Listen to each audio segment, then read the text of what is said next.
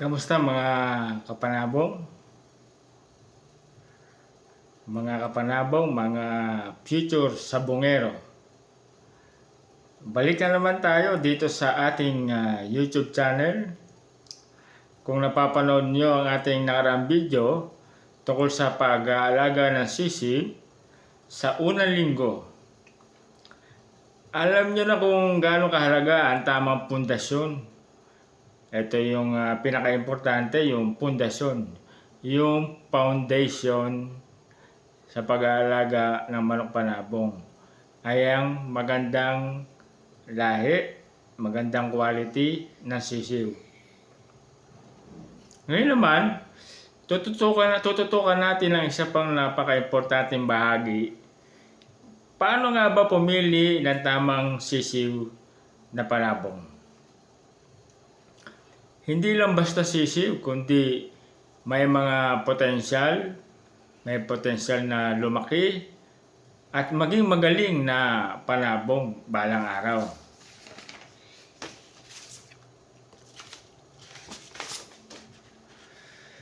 Tandaan mga kapanabong, kung mali ang napili mong sisiw, mahirap na yung bawiin sa paglaki. Kaya dapat smart tayo sa umpisa pa lang. Kailangan maging matalino tayo, maging wise tayo sa umpisa pa lang. Kaya piliin natin ang quality, maganda, mahusay na sisiw. Number 1, bumili tayo sa mga trusted na breeders.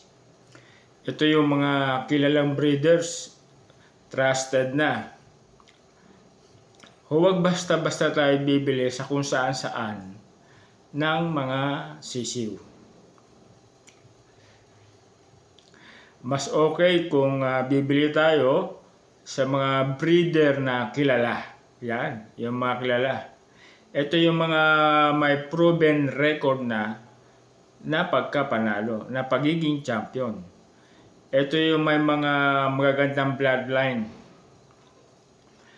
At sigurado, mataas ang quality ng mga sisiw kapag doon ka bumili sa mga trusted, proven, kilala at sikat na mga breeder. Isa pa sa katangian na dapat natin tingnan sa isang sisiw ay ang katawan. Dapat matibay ang katawan. At yung tindig pa lang ng sisiw makikita mo na kung talagang matikas ang sisiw at magaling. Kailangan malapad ang dibdib, makapal ang hita. Huwag kayong pipili ng payat o lagi nakatago sa isang sulok. Kasi madalas yung mga ganong klase ng sisiw ay mahina. Ito pa ang katangian na dapat natin tignan sa pagbibili o pag-aalaga ng sisiw. Kailangan healthy ang sisiw. Dapat maliwanag ang mata, alerto at hindi malabo ang mata. Tapos yung balahibo dapat makinis at pantay.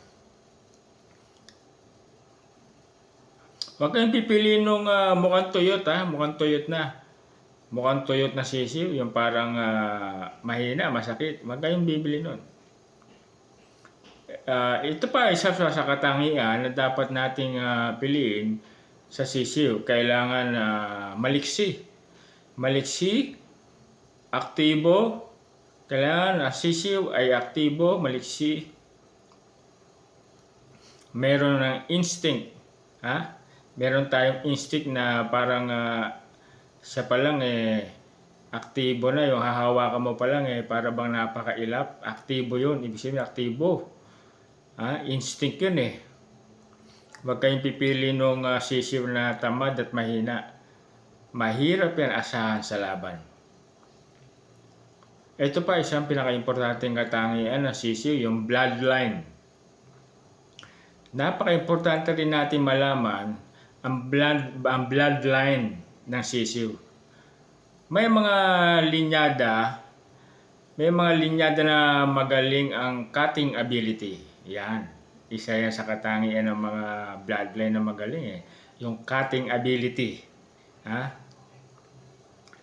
Yan, isa yan sa piliin nyo ha. Yung katangian, yung kumbaga kung meron kayong breeder na kilala na ang mga manok niya ay known for his cutting ability, magandang sisiw yan. Magandang i-develop yan. Yung ganyang lang sisiw. At meron din siyang power. Yan, yung power ability. Yung speed. Power, speed. Yan. Yan ang mga katangian na maganda sa mga sisiw na ating alagaan. Yan yung mga linyada na talagang nagpapanalo. Tayo na ang bahala mag-develop yan. As time goes by, habang pinapalaki natin ang sisiw, made-develop natin yan, iti-training natin yan. Kaya tandaan nyo mga kapanabong foundation. Yung foundation ang pinaka-importante sa pag-aalaga ng sisiw. Diyan, sigurado magpapanalo ang ating mga alagang sisiw kung tayo ay mayroong mga gandang pundasyon o foundation sa pag-aalaga ng sisiw.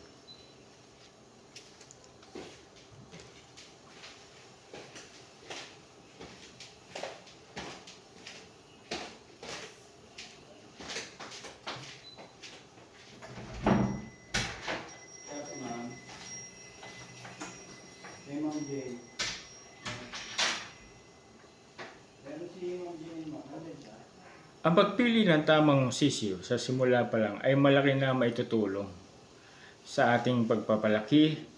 Kaya tutukan natin ang mga specific na physical traits o katangian na dapat nating hanapin kung tayo ay mag-aalaga ng isang sisiw at gagamitin natin panabong balang araw.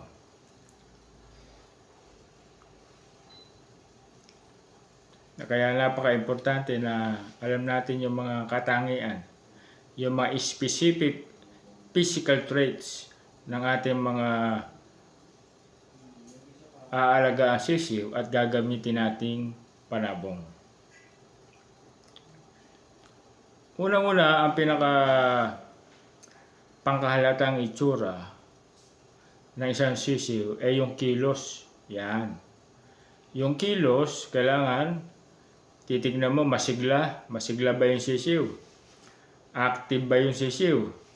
Hanapin ang mga sisiw na maliksi, mabilis kumilos, agad silang tumatakbo. Hawakan mo pala, tatakbo na, mailap. Tapos sumusubok na kumain at lumalayo kapag nilapitan. Iwasan nyo yung mga sisiw na matamlay o lagi nakadapo lang. Malinis na balahibo, clean plumage. Dapat ang balahibo nila ay makintab at malinis. Walang dumi, walang balakubak, at walang parang kinapal. Ito ay senyalis na malusog sila at walang internal parasites o sakit. Hindi nagsisiksikan. Kung nasa isang grupo sila, tingnan kung saan sila nakapwesto. Ang mga malulusog na sisiw ay pantay-pantay na nagkakalat, hindi nagkukumpul-kumpul sa isang tabi. Ang malusog na sisiw ay parang maliit na bola ng enerhiya.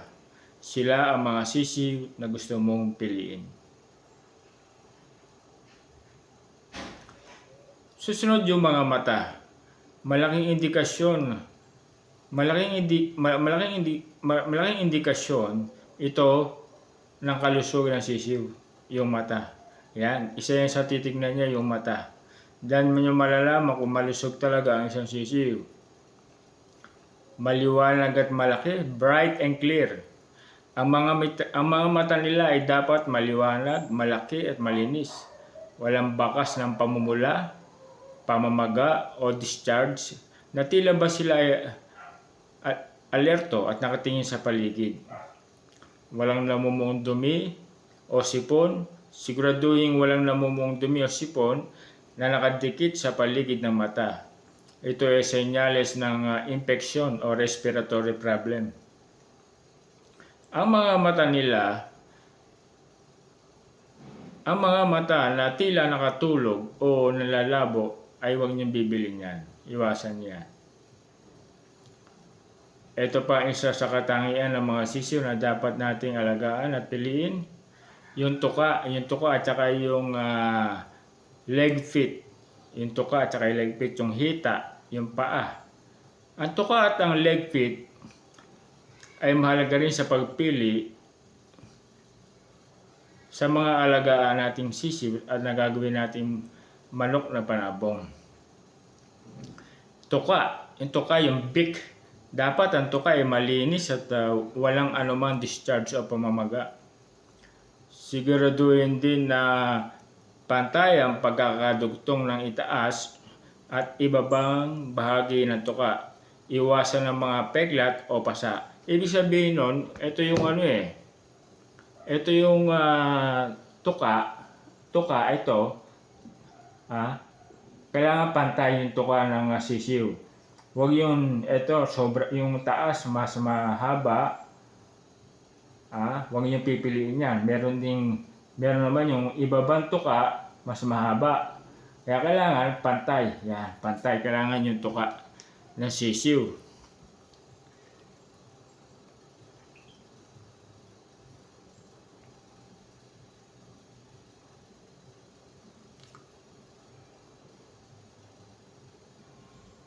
Kulay, ito. Isa rin sa katangian ng isang sisiw na dapat nating alagaan, na gagamitin natin na manok panabong, yung kulay. Yung kulay ay pwedeng mag-iba, depende sa lahi. Pero dapat ito ay malinis at walang sugat o paltos o pamamaga. Hanapin ang mga sisiw na mayroong makapal na leg feet, makapal, malaki, yan, matibay at pantay-pantay ang kapal. Ito ay senyalis na magiging malakas ang kanilang mga hita. Ang mga maninipis o mukhang mahina na hita o paa ay dapat niyong iwasan, huwag niyong pipiliin yan. Dapat walang deformities kasi merong mga sisiw na ipinapanganak na may abnormality, deformities, yung kanilang mga paa. Siguradong walang baluktot o abnormalidad sa kanilang mga paa. Ang matibay na hita at paa o leg feet ng isang sisiw ay napahalaga sa kanilang pagtayo, pagtakbo at pagtalon. Ito pa ang isang katangian, yung katawan at balahibo. Ang pangkalahatang hugis ng katawan at ang kalidad ng balahibo ay nagbibigay din ng mga clues. Body conformation. Hanapin ang mga sisiw na may malapad na dibdib, yung malapad na dibdib, hanapin nyo yan sa mga sisiw, yung broad chest at mukhang blacky o solid ang kailang katawan. Ito ay senyales ng potensyal na maging malakas at mabigat na manok. Iwasan ang mga sisiw na mukhang payat, red flag yan, wag kayong pibili ng mga sisiw na payat. Malaki ang ulo kaysa sa katawan. Ulitin natin dapat makinis at malinis ang balahibo. Walang mga butas, walang sira at pantay ang pagkakaputol. Ang makapal at maayos na balahibo ay nagbibigay ito ng proteksyon sa ating mga sisiw. Isipin mo na lang na para kang naghahanap ng isang athlete na may magandang build o pangatawan. Kahit maliit pa, may mga senyales na rin ng mga buntot. Buntot o tail, dapat ang buntot ay tuwid at nakatayo na maayos. Iwasan ang mga sisiw na may baluktot na buntot o mukhang hindi kumpleto ang mga balahibo. Ang kalakhan o size ng sisiw ay napaka-importante rin.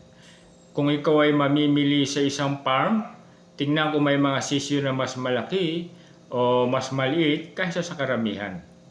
Kung pwedeng pumili, piliin ang mga nasa average size o bahagyang mas malaki, basta malusog. Ang sobrang liit ay pwedeng indikasyon ng mahinang resistensya. Tandaan po, mga kapanabong, walang perpektong sisiw.